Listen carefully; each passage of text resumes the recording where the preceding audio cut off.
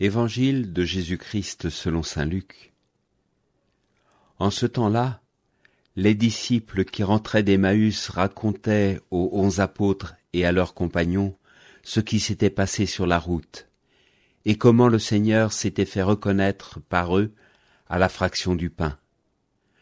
Comme ils en parlaient encore, lui-même fut présent au milieu d'eux et leur dit : « La paix soit avec vous. » Saisis de frayeur et de crainte, ils croyaient voir un esprit.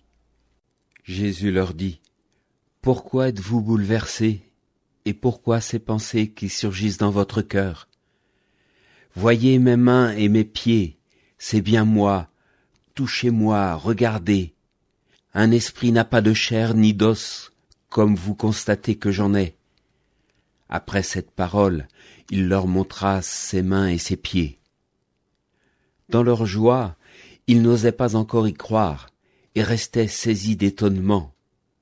Jésus leur dit : « Avez-vous ici quelque chose à manger ? » Ils lui présentèrent une part de poisson grillé qu'il prit et mangea devant eux.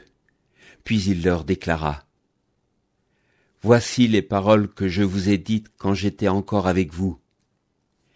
Il faut que s'accomplisse tout ce qui a été écrit à mon sujet dans la loi de Moïse, les prophètes et les psaumes. » Alors, il ouvrit leur intelligence à la compréhension des Écritures.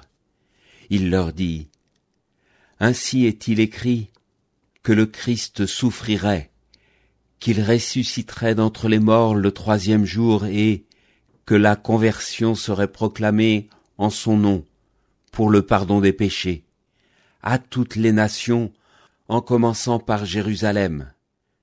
À vous d'en être les témoins. »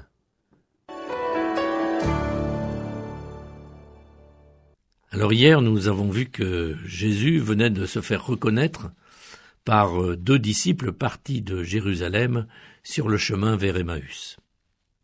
Aussitôt, ces 2-là retournent à Jérusalem pour raconter ce qu'il s'est passé aux autres disciples.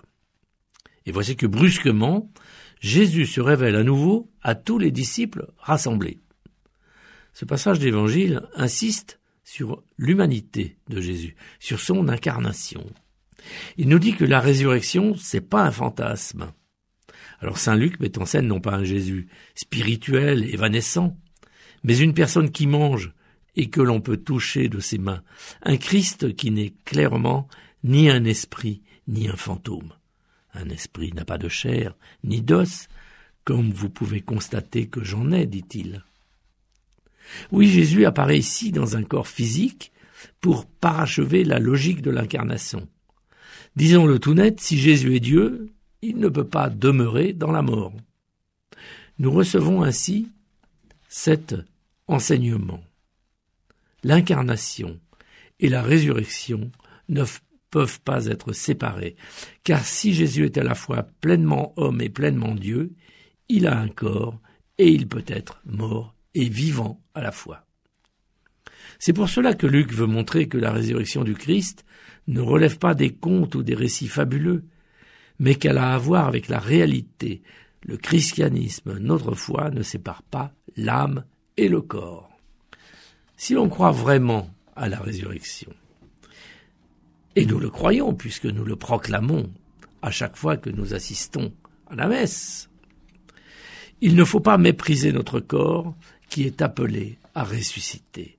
Il ne faut pas nuire à ce temple de l'esprit, le décorer de tatouages comme on trace des graffitis sur un mur, le modeler pour en changer l'apparence sans nécessité médicale, le blesser volontairement, estimer que l'âge, la dépendance, la maladie ou encore le handicap sont des pertes de la dignité et décider d'éliminer la personne. Jean-Paul II, à l'agonie, était-il indigne ? Le déporté d'Auschwitz mourant sous les coups de son bourreau était-il indigne ? Notre parent âgé qui a perdu tout contact avec la réalité du monde est-il indigne ? Nous proclamons que nous croyons à la résurrection de la chair, et cette chair, nous devons y porter attention, car le Créateur l'a voulu pour nous. car l'homme appartient à Dieu.